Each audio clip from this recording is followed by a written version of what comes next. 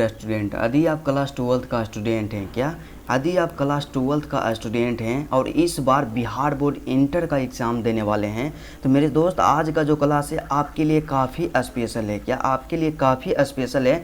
क्योंकि आज के क्लास से आपको एग्ज़ाम में 8 अंक ज़रूर फिक्स हो जाएगा। क्या है कि 8 अंक ज़रूर फिक्स हो जाएगा, क्योंकि आज की क्लास में हम लोग क्या करेंगे, क्लास 12th जो आपका है, क्या क्लास 12 जो आपका निबंध लेखन है, और निबंध लेखन का सबसे मोस्ट इम्पोर्टेंट टॉपिक जो कि 2025 में आने वाला है, पर्यावरण संरक्षण। क्या पर्यावरण संरक्षण, यह जो टॉपिक है कई बार लगातार बिहार बोर्ड इंटर एग्ज़ाम के द्वारा पूछा जा चुका है, तो इसलिए आप इसको इग्नोर नहीं कीजिएगा, क्योंकि मूर्खों की तरफ पढ़ने से 100 गुना बेहतर है कि आप वैसे टॉपिक पे फोकस कीजिए जिससे कि मैक्सिमम मार्क्स के क्वेश्चन पूछे जाते हैं। तो आप लोग जानते हैं कि निबंध से टोटल 8 अंक का प्रश्न पूछा जाता है, और आपको हम बताए हैं कि जितना बताएंगे सिर्फ उतना तैयार कर लीजिए, कंप्लीट कर लीजिए, और एग्ज़ाम में उससे बाहर नहीं आएगा। तो आप लोग से रिक्वेस्ट है, बार बार विनती है कि आप लोग क्या कीजिएगा कि वीडियो को शुरू से लेकर के अंत तक ज़रूर देखिएगा, और उसके बाद हम क्या करते हैं कि इसका तो बता दिए, क्लास करवा दिए,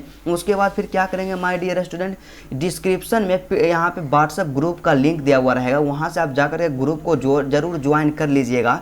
और ग्रुप में क्या होगा कि इसका PDF नोट्स रहेगा। क्या PDF नोट्स जिस तरह से स्क्रीन पे दिखाई दे रहा है उसी तरह से PDF नोट्स दिया हुआ रहेगा, और उस PDF नोट्स को आप डाउनलोड कर पाइएगा बिल्कुल फ्री में। आपको किसी भी प्रकार का कोई भी यहाँ पे चार्ज नहीं देना पड़ेगा, और इसको जब आप कंप्लीट कीजिएगा और इसको याद करते रहिएगा, इसका PDF भी साथ में मिलेगा। तो चलिए सबसे पहले हम लोग क्या करते हैं कि टाइम का इन्वेस्ट नहीं करेंगे, क्योंकि अब जो आपके पास समय बचा हुआ केवल 2 से 3 महीना, यही आपके पास क्या है, एक इम्पोर्टेंट समय है। और यदि आप 2 से 3 महीना मेहनत करते हैं तो यही मेहनत क्या है कि आपको एक स्कोर को बढ़ाता है, क्या आपके परसेंटेज को बढ़ाता है। तो चलिए हम लोग बिना टाइम का इन्वेस्ट किए मेरे दोस्त आज का क्लास स्टार्ट करते हैं। तो सबसे पहले हम लोग जान गए, हम लोग समझ गए कि हमारा जो निबंध का टॉपिक है पर्यावरण संरक्षण। क्या पर्यावरण संरक्षण, तो देखिए हम आपको यह नहीं बताएंगे कि सिर्फ रटा देंगे कि हाँ निबंध में आपको यह चीज़ को इस चीज़ को याद कर लेना है।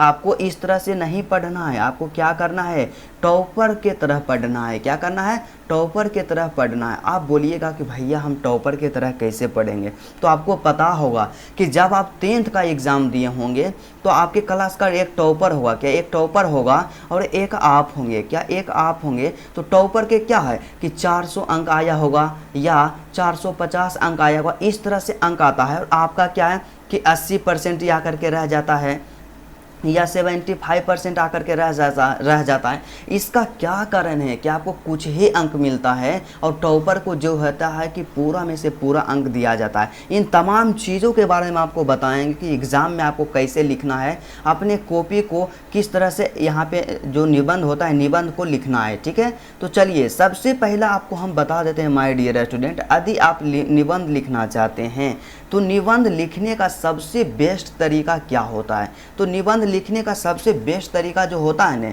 तो सबसे पहले आप क्या कीजिएगा, इस तरह से हेडिंग बना दीजिएगा। क्या इस तरह से हेडिंग बना दीजिएगा, निबंध लेखन।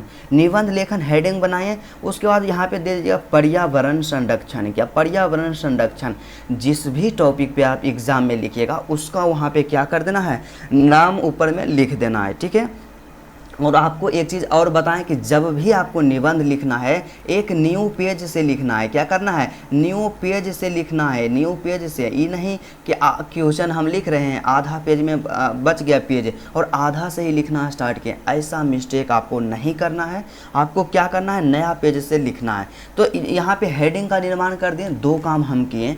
उसके बाद आपको क्या करना है ब्रदर, आपको क्या करना है कि रूपरेखा तैयार करना है। क्या रूपरेखा, तो आप बोलिएगा कि भैया रूपरेखा क्या होता है, तो रूपरेखा यही होता है माय डियर स्टूडेंट, मेरे भाई, कि जब आप निबंध लिखते हैं तो निबंध में आप लोग यहाँ पे आपका निबंध का टॉपिक क्या है, पर्यावरण संरक्षण। तो पर्यावरण संरक्षण जो है इसमें किस किस टॉपिक को आप कवर करने वाले हैं। तो जैसे कि हम लोग यहाँ पे देख लेते हैं कि हमारा जो यहाँ पे क्या है, निबंध लिखने का टॉपिक क्या है, पर्यावरण संरक्षण। तो इस तरह से आप बॉक्स में बंद कीजिएगा। ठीक है, रूपरेखा तैयार करने का जो बेस्ट तरीका होता है इसी तरह से होता है। ठीक है, तो सबसे पहला हम लोग लिखेंगे 1 नंबर में भूमिका लिखेंगे, मतलब बताएंगे कि पर्यावरण संरक्षण है क्या, पर्यावरण संरक्षण हम लोग किसे कहते हैं। और दूसरा पॉइंट यहाँ पे क्या कहता है कि पर्यावरण प्रदूषण का कारण क्या, पर्यावरण प्रदूषण का क्या कारण होता है। और तीसरा पॉइंट में हम क्या लिखेंगे, पर्यावरण संरक्षण के उपाय, क्या पर्यावरण संरक्षण के उपाय मतलब किस टेक्निक को हम अपनाएंगे, किस उपाय को हम अपनाएंगे कि पर्यावरण हमारा जो है संरक्षित रहे। और उसके बाद चौथा पॉइंट को हम कवर करेंगे सरकार की भूमिका, मतलब पर्यावरण संरक्षण हेतु सरकार की क्या भूमिका है, सरकार क्या कदम उठा रही है। ठीक है, और लास्ट में हम लोग क्या करेंगे, निष्कर्ष लिखेंगे, क्या लिखेंगे, निष्कर्ष लिखेंगे। और यदि इस तरह से आप रूपरेखा को तैयार कर दीजिएगा से एग्जामिनर को क्या एक पॉजिटिव रिस्पॉन्स जाएगा और आपको क्या है कि 8 में से 8 अंक जरूर देगा, क्योंकि एग्जामिनर को सीधा पता चलेगा कि जो स्टूडेंट है वो पर्यावरण संरक्षण पे निबंध लिख रहा है और इसमें इन तमाम टॉपिक को की करेगा, इंक्लूड करेगा। एक बेहतर तरीका होता है निबंध लिखने का। और यदि आप टॉपर बनना चाहते हैं तो आपको इसी टेक्निक को फॉलो करना है, और यदि आप टॉपर नहीं बनना चाहते हैं या आपको एक बेहतर अंक नहीं लाना है तो आप किसी भी तरह से लिख सकते हैं। ठीक है, उसके बाद अगला बात क्या जाए, अब हम क्या करेंगे कि एक एक टॉपिक पर लिखेंगे। तो सबसे पहला टॉपिक हमारा क्या है यहाँ पे, भूमिका। तो यहाँ पे 1 नंबर हम देंगे, क्या 1 नंबर हम देंगे। तो यहाँ से क्या किया माय डियर स्टूडेंट, यहाँ से हम लोग नंबरिंग कर दिए, तो यहाँ से 1 नंबर आप लोग कर दीजिएगा भूमिका।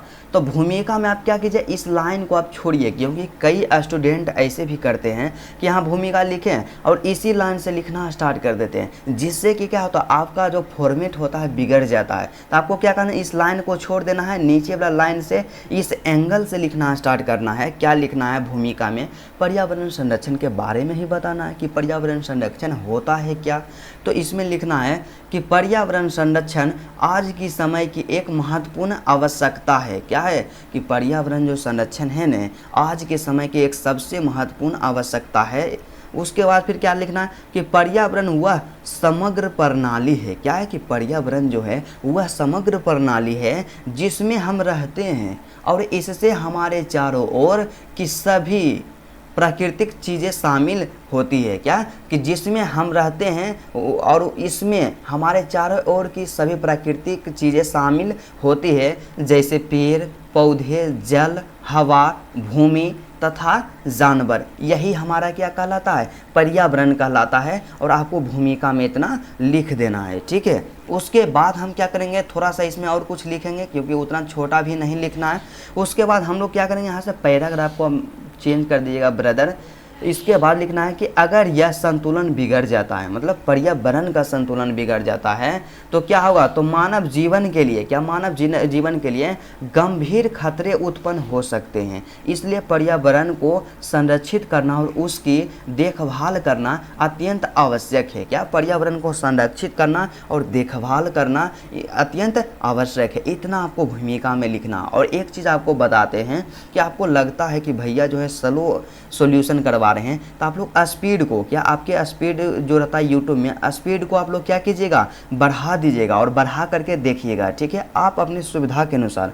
और यदि ऐसे में आप कंफर्टेबल हैं, आपको लगता है कि ऐसा ही ठीक है, तो आप नॉर्मल रहने दीजिएगा। ठीक है, उसके बाद अगला यहाँ पे बात करते हैं माय डियर। तो दूसरा पॉइंट क्या है, तो दूसरा पॉइंट जब हम भूमिका निर्माण कर रहे थे तो उसमें हम लोग इंक्लूड किए थे, क्या किए थे कि पर्यावरण संरक्षण के कारण, क्या पर्यावरण प्रदूषण के कारण, क्या है ब्रदर, पर्यावरण प्रदूषण के कारण है। मतलब कौन कौन से ऐसे कारण हैं जिससे पर्यावरण प्रदूषित होती है, इसी को लिखना है। तो यहाँ से लिखना स्टार्ट कर देंगे। तो क्या लिखेंगे कि आधुनिक जीवन शैली और विकास के, क्या आधुनिक जीवन शैली और विकास के कारण पर्यावरण को काफ़ी नुकसान पहुंचा है। क्या हुआ है कि हमारा जो भी आधुनिक जीवन शैली है और क्या है विकास के कारण पर्यावरण को काफ़ी नुकसान पहुंचा है। कारखानों से निकलने वाला जो धुआं होता है, वाहनों की बढ़ती जो संख्या है दिन प्रतिदिन, प्लास्टिक का अत्यधिक उपयोग और रासायनिक उर्वरकों का अत्यधिक प्रयोग और वनों की कटाई जैसे कारणों से पर्यावरण प्रदूषित हो रहा है। क्या हो रहा है, पर्यावरण प्रदूषित हो रहा है। इतना लिखना है। उसके बाद आपको क्या लिखना है कि ये सभी, क्या मतलब ये सभी गतिविधियां प्रदूषण को बढ़ावा देती है। क्या करती है? ये तमाम जो गतिविधियां हैं प्रदूषण को बढ़ावा देती है। और उसके बाद लिखना है कि इसके परिणाम स्वरूप, मतलब इस तरह के जब हम लोग प्रदूषण को फैलाते हैं तो वायु, भूमि तथा प्रदूषण बढ़ता है। क्या? वायु, भूमि तथा जल का भी प्रदूषण बढ़ता है। बस आपको इतना लिखना है प्रदूषण के कारण में, ठीक है। अब यहाँ पे बात किया जाए तो आपका तीसरा पॉइंट, तो देखिए तीसरा पॉइंट क्या है, तो तीसरा पॉइंट को हम लोग थोड़ा सा देख लेते हैं। तो तीसरा पॉइंट यहाँ से है मेरे भाई, क्या है कि यहाँ से है कि पर्यावरण संरक्षण के उपाय, मतलब किस किस टेक्निक को हम अपनाएं, किस उपाय को हमें अपनाना चाहिए कि जिससे हमारे जो पर्यावरण है वह संरक्षित रहें। तो यहाँ पे 3 नंबर हेडिंग दिए और आपको क्या करना है, यहाँ पे हम रेड पेन का इस्तेमाल किए हैं, तो आपको रेड पेन का इस्तेमाल नहीं करना है, आपको काला पेन का इस्तेमाल करना है हेडिंग के लिए, क्योंकि हम नहीं चाहते हैं कि आप थोड़ा सा भी मिस्टेक करें एग्जाम में। तो यहाँ पे लिखना है इसमें, तो इसमें क्या लिखना है कि पर्यावरण संरक्षण के उपाय। तो यहाँ से लिखेंगे कि पर्यावरण संरक्षण हेतु हमें निम्नलिखित उपाय को अपनाना चाहिए। क्या चाहिए? यदि हम चाहते हैं कि पर्यावरण हमारा संरक्षित हो, सुरक्षित हो, तो हमें निम्नलिखित उपाय को अपनाना चाहिए। उसके बाद आपको क्या लिखना है, उसके बाद थोड़ा सा लिखना है आपको, जो कि काफ़ी मोस्ट इम्पोर्टेंट है। तो सबसे पहला उपाय है माय डियर स्टूडेंट, तो पहला उपाय क्या है, तो सबसे पहला उपाय आप इसको बॉक्स में भी इस तरह से बंद कर सकते हैं। पहला उपाय क्या कहता है कि वृक्षारोपण। यदि हम चाहते हैं कि हमारा पर्यावरण संरक्षित रहे, सुरक्षित रहे, तो वृक्षारोपण हमें करना चाहिए। मतलब इसमें लिखेंगे कि पेड़ लगाना पर्यावरण संरक्षण का सबसे सरल और प्रभावी तरीका है। क्या है कि पेड़ लगाना जो है ना पर्यावरण संरक्षण का सबसे आसान और सबसे प्रभावी तरीका है। पेड़ न केवल ऑक्सीजन प्रदान करते हैं बल्कि वायुमंडल से कार्बन डाइऑक्साइड भी अवशोषित करते हैं। क्या करते हैं कि जो पेड़ होते हैं वे न केवल हमें ऑक्सीजन प्राप्त करते हैं बल्कि वायुमंडल में जो भी पहले से उपस्थित कार्बन डाइऑक्साइड, जिसे कि हम लोग CO2 गैस के नाम से भी जानते हैं, उसे भी क्या करता है, अवशोषित कर लेता है और जलवायु संतुलन बनाए रखता है। मतलब क्या होता है कि जिससे जो होता है आपका वातावरण, उसमें जलवायु संतुलन या तापमान संतुलन बरकरार रहता है। बस इतना लिखना है वृक्षारोपण में। उसके बाद अगला पॉइंट क्या करेंगे, उपाय को हम लोग पर्यावरण को संरक्षित हमें करना है। तो दूसरा उपाय यहाँ से क्या है कि पुनर्चक्रण। क्या? पुनर्चक्रण, जिसे हम लोग इंग्लिश में रिसाइलिंग भी कहते हैं। तो भैया पुनर्चक्रण या रिसाइलिंग में हम लोग क्या कर सकते हैं, तो उसको हम लोग देखेंगे। तो इसमें हम लोग क्या लिखेंगे, इसमें हमें लिखना है कि हमें प्लास्टिक और गैर बायोडिग्रेडेबल उत्पादों का पुनः चक्रण करना चाहिए। इससे कचरा कम होता है और प्राकृतिक संसाधनों की बचत होती है। मतलब सीधा सा यहाँ समझिए कि जो भी हम प्लास्टिक का उपयोग करते हैं और जो गलनीय योग्य वस्तु नहीं है जिसका उपयोग करते हैं, तो उसे हम लोग क्या करना चाहिए, पुनः चक्रण की प्रक्रिया को अपनाना चाहिए। उसमें से सबसे पहला क्या है कि यदि आप मार्केट जाते हैं तो आप प्लास्टिक का कम से कम यूज़ कीजिए। आप लोग क्या है, मतलब इसका आप लोग वैसे पदार्थ का उपयोग नहीं करना है जो कि नहीं गलता है। ठीक है, इतना लिखना है। उसके बाद आपको क्या करना है, अगला यहाँ पॉइंट को कवर कर देना है। तो अगला पॉइंट यहाँ पे क्या कहता है, और मेरा ऐसा मानना है कि आप लोग इसको बॉक्स में बंद कर दीजिएगा और इसका आप लोग अपने से नोट्स बनाइएगा। PDF तो हम देंगे ही, लेकिन आपका जो नोट्स रहेगा वही सबसे बेहतर है। तो अगला क्या है, प्रदूषण नियंत्रण। तो इसमें क्या है कि वाहनों से निकलने वाले धुएं को कम करने के लिए सार्वजनिक परिवहन का प्रयोग करें। क्या कि बाहर से चाहते हैं कि वाहन से जो भी गाड़ी से धुआं निकलता है उसको कम करने के लिए आप लोग सार्वजनिक परिवहन, मतलब जो भी ट्रेन उरेन होता है ना, उसका आप लोग ज़्यादा से ज़्यादा प्रयोग कीजिए। ठीक है, और कारखानों से निकलने वाले प्रदूषण को, मतलब धुआं को नियंत्रित करने के लिए सख्त नियमों का पालन किया जाना चाहिए। मतलब क्या होता है कि जो भी कारखाने होते हैं उसमें क्या होता है कि जो रहता है कई बार यूज तेल रहता है, डीजल्स रहता है, उसका उपयोग किया जाता है। उस सब में क्या है, कुछ नियम का फॉलो करना चाहिए कि हमें क्या है, शुद्ध से शुद्ध तेल का उपयोग करना चाहिए और मशीन में ज़्यादा धुआं ना निकले उससे, उसके लिए जो भी उसका क्या होता है, मरम्मती होता है, उसको नियंत्रण करवाते रहना चाहिए। बस आपको इतना लिखना है। और उसके बाद अगला इसमें लिख देना है कि पर्यावरण के हमें संरक्षित करने हैं। तो उसके लिए सबसे लास्ट उपाय यहाँ पे क्या है कि पानी की बचत। क्या है माय डियर स्टूडेंट, पानी की बचत। अब यहाँ से आप बात करते हैं कि पानी का संरक्षण अत्यंत आवश्यक है। नदियों और झीलों को स्वच्छ रखना और पानी का संयमित उपयोग करना चाहिए। क्या करना चाहिए कि यदि हम चाहते हैं कि हमारा पर्यावरण जो है संरक्षित रहे, तो उसके लिए हमें पानी का संरक्षण करना या पानी का बचत करना बहुत ही आवश्यक है। और हमारे आसपास के जितने भी नदियाँ होती है, जितने भी झील होते हैं, उनका क्या है कि हमें स्वच्छ रखना चाहिए। स्वच्छ रखने के लिए क्या है, उसमें कूड़ा कचरा नहीं डालना चाहिए। और पानी का हमें क्या है कि मतलब ये जितना आवश्यकता है उतना ही यूज करना चाहिए, क्योंकि ज़्यादा पानी रहेगा तो उससे भी पर्यावरण प्रदूषित होगा। ठीक है। उसके बाद अगला जहाँ पे चौथा पॉइंट हम लोग कवर करेंगे क्या है कि सरकार की भूमिका क्या है कि हम लोग तो यहाँ पे उपाय कर रहे हैं कि पर्यावरण को किस तरह से संरक्षित करना है, लेकिन सरकार पर्यावरण संरक्षण के लिए क्या कर रहे हैं, तो इसके बारे में लिखना है। तो इसके बारे में हम लोग लिखेंगे, बिल्कुल आसान और सरल है माय डियर स्टूडेंट। तो यहाँ से क्या लिखेंगे कि सरकार भी पर्यावरण संरक्षण के लिए अनेक प्रयास कर रही है। क्या कर रही है कि सरकार भी जो है ना हमारे देश के पर्यावरण संरक्षण के लिए अनेक प्रयास कर रही है। जैसे प्लास्टिक पर प्रतिबंध लगा रहे हैं, वृक्षारोपण कार्यक्रम चला रहे हैं और स्वच्छ भारत अभियान जैसी योजनाएं पर्यावरण संरक्षण की दिशा में उठाए गए सकारात्मक कदम है। क्या उठाए गए सकारात्मक कदम है। और इसके अलावा पर्यावरण के प्रति जागरूकता बढ़ाने के लिए स्कूलों और कॉलेजों में विभिन्न कार्यक्रम आयोजित किए जाते हैं। क्योंकि हम भी एक स्टूडेंट है और आप भी एक स्टूडेंट हैं, और आप लोग को हमेशा जागरूक किया जाता होगा कि ज़्यादा से ज़्यादा आप लोग पेड़ उठाइए, मतलब पेड़ उगाइए। और आपको स्कूल में क्या है कि हमेशा जागरूक किया जाता है कि आपको क्या करना चाहिए, पर्यावरण को संरक्षित करना चाहिए। और लास्ट का जो हमारा सबसे मोस्ट इम्पोर्टेंट यहाँ पे टॉपिक था मेरे भाई लोग, क्या था, निष्कर्ष। तो निष्कर्ष के बारे में लिखना है। या निष्कर्ष का मतलब एक चीज़ समझिए ना कि निष्कर्ष में हमें द मोस्ट इम्पोर्टेंट और पॉपुलर पॉइंट को कवर करना है, क्योंकि निष्कर्ष जो होता है निबंध का समापन होता है। तो इसमें हम लिखेंगे, क्या लिखेंगे कि पर्यावरण संरक्षण हमारे जीवन और भविष्य के लिए अत्यंत आवश्यक है। क्या है कि पर्यावरण जो संरक्षण है हमारे जीवन और भविष्य के लिए अत्यंत आवश्यक है। अगर हम अभी से सहज नहीं हुए तो आने वाले पीढ़ियों को इसके गंभीर परिणाम भुगतने होंगे। मतलब क्या है कि पर्यावरण संरक्षण जो है ना हमारे लिए अत्यंत आवश्यक है। और अभी से हम लोग सहज नहीं हुए, मतलब अभी से हम लोग चेते नहीं, मतलब अभी से हम लोग सतर्क नहीं होंगे तो आने वाले पीढ़ी को इसका परिणाम भुगतने होंगे। इसलिए हमें व्यक्तिगत स्तर पर भी पर्यावरण के प्रति इसलिए हमें व्यक्तिगत स्तर पर भी पर्यावरण के लिए अपनी जिम्मेदारी साझी करनी चाहिए और हर संभव प्रयास करना चाहिए, ताकि हम